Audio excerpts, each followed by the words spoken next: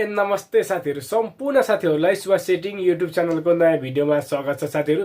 र साथीहरु तपाईहरु विदेश जान अथवा विभिन्न प्रयोगका लागि पुलिस रिपोर्ट बनाउन चाहनुहुन्छ अथवा नागरिक एपबाट चाहिँ पुलिस रिपोर्ट कसरी बनाउने भनेर चाहिँ जान्न चाहनुहुन्छ भने चाहिँ साथीहरु यो भिडियो अन्त्यसम्म हेर्नु होला साथीहरु। तपाईहरुले सजिलैसँग चाहिँ नागरिक एपबाट चाहिँ तपाईहरुले पुलिस रिपोर्ट बनाउन सक्नुहुन्छ साथीहरु। Suva's setting for technical video and new update. र साथीहरु म मोबाइलको स्क्रिनतर्फ आइसकेको छु र सर्वप्रथम साथीहरु तपाईहरुले पुलिस रिपोर्ट बनाउनको लागि तपाईहरुले नागरिक एप ओपन गर्नु होला। ओपन गरिसकेपछि साथीहरु तपाईहरुले यस्तो किसिमको इन्टरफेस देख्न सक्नुहुन्छ र तपाईहरुले यहाँ देख्न सक्नुहुन्छ इन्टरफेस पुलिस रिपोर्ट भनेर यहाँ देख्न सक्नुहुन्छ क्लियरेन्स भनेर पुलिस रिपोर्टको क्लियरेन्स भनेर देख्न सक्नुहुन्छ। तपाईहरुले पुलिस रिपोर्ट बनाउनको लागि चाहिँ यसैमा क्लिक गर्नु होला पुलिस रिपोर्ट क्लियरेन्समा। यहाँ देख्न सक्नुहुन्छ साथीहरु तपाईहरुले you can apply the police report clearance report from नागरिक एप भनेको छ र तपाईहरुले सजिलैसँग डाउनलोड गर्न सक्नुहुन्छ। एप्लाई भएर भेरिफाई भएपछि चाहिँ तपाईको पुलिस रिपोर्ट चाहिँ नागरिक एपबाट सजिलैसँग डाउनलोड गर्न सक्नुहुन्छ। र तपाईहरुको चाहिँ नागरिक एपमा चाहिँ पुलिस रिपोर्ट बनाउनको लागि चाहिँ तपाईहरुको सिटिजनशिप अथवा नागरिकता चाहिँ लिंक गरेको हुनुपर्छ।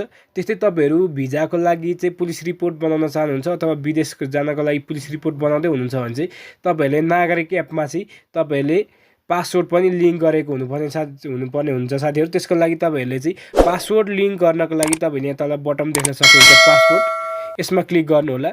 क्लिक गरेर तपाईहरुको पासवर्ड नम्बर र डेट अफ बर्थ हालेर प्रोसेस गर्नुभयो भने चाहिँ तपाईहरुको पासवर्ड चाहिँ सजिलैसँग लिंक हुन्छ। त्यस्तै तपाईहरुको चाहिँ नागरिकता लिंक गर्नको लागि सजिलैसँग तपाईहरुले चाहिँ यहाँ सिटिजनशिप गरेर चाहिँ तपाईहरुले लिंक गर्न सक्नुहुन्छ साथीहरु। त्यहाँ मेरो चाहिँ लिंक भइसकेको छ र अब यति गरिसकेपछि साथीहरु तपाईहरुको विदेशको लागि हो भने पासवर्ड लिंक गर्नु होला र नेपालकै लागि मात्र हो भने चाहिँ तपाईहरुले नागरिकता लिंक गरिसकेपछि चाहिँ तपाईहरुको हुन्छ।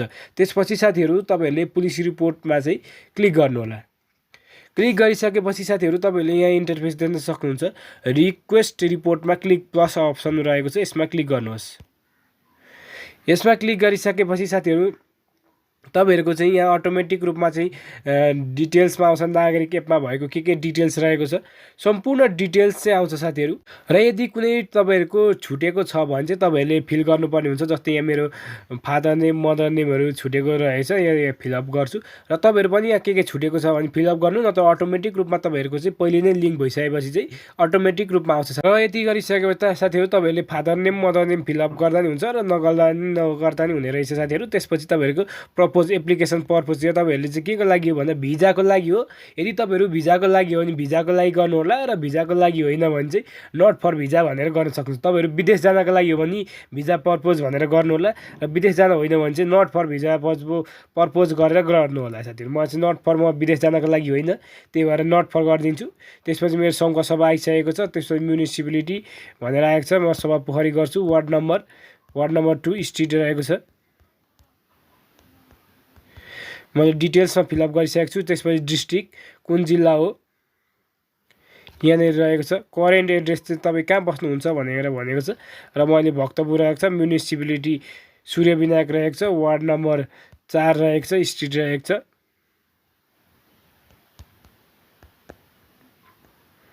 धनी कोड रहेर मैले फिल गरिसकेको छु। Do have any criminal history भनेको छ र तपाईहरुको चाहिँ यहाँनिर चाहिँ नो हाल्नु होला साथीहरु। र यो चाहिँ तपाईहरुको चाहिँ कुनै पनि पुलिसको केही छ भनेर भनिएको र यसमा चाहिँ नो गर्नु होला। त्यसपछि साथीहरु तपाईहरुले सम्पूर्ण चेकअप गर्नु होला एकपटक।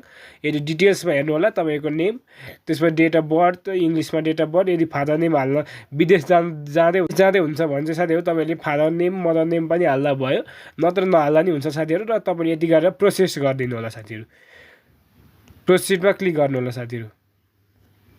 र प्रोसिडमा चाहिँ साथीहरु तपाईहरुले यहाँ देख्न सक्नुहुन्छ म फादर नेम र मदर नेम चाहिँ फिलअप गरेको थिइनँ र यो पनि फिलअप गर्नु भनिहाले। र साथीहरु मैले चाहिँ फादर नेम मदर नेम पनि फिलअप गरिसकेको छु र तपाईहरुले पनि यो फिलअप गर्नु होला। त्यसपछि यदि फिलअप गरिसकेपछि चाहिँ साथीहरु तपाईहरुले प्रोसिडमा क्लिक गरिदिनु होला। र तपाईहरुले यहाँ देख्न सक्नुहुन्छ फोटो अपलोड गर्नु र तपाईहरुले चाहिँ पासवर्डको लागि चाहिँ कुन फोटो भनेर यहाँ सिलेक्ट इमेज पनि रहेको छ साथीहरु अप्सन, यसमा पनि क्लिक गर्नु होला। सिलेक्ट इमेज यो मेरो भएको छैन र सिलेक्ट इमेज गर्छु र ग्यालरीमा गएर चाहिँ म चाहिँ यहाँ एउटा इमेज सिलेक्ट गर्छु साथीहरु। यहाँ रहेको छ मेरो डाउनलोड्समा रहेको छ र म इमेज सिलेक्ट गर्छु। तपाईहरु पनि एउटा इमेज सिलेक्ट गर्नु होला। तपाईँहरूको चाहिँ कुन पासवर्डमा बनाउन चाहनुहुन्छ अथवा चाहिँ तपाईँहरूले चाहिँ पुलिस रिपोर्टमा चाहिँ कुन चाहिँ फोटो युज गर्न चाहनुहुन्छ त्यही फोटो युज गर्नु होला। मेरो फोटो पनि आइसकेको छ, फुल डिटेल्स भइसकेको छ। अब चाहिँ म फेरि पनि प्रोसिड गर्छु केही भएको छ कि छैन, र मेरो फुल डिटेल्समा आइसकेको छ यहाँनिर नेम फुलदेखि लिएर सम्पूर्ण मर्जी एकपटक तपाईँहरूले नि यसरी चेकअप गर्नु होला, त्यसपछि प्रोसिड गरिदिनु होला साथीहरू।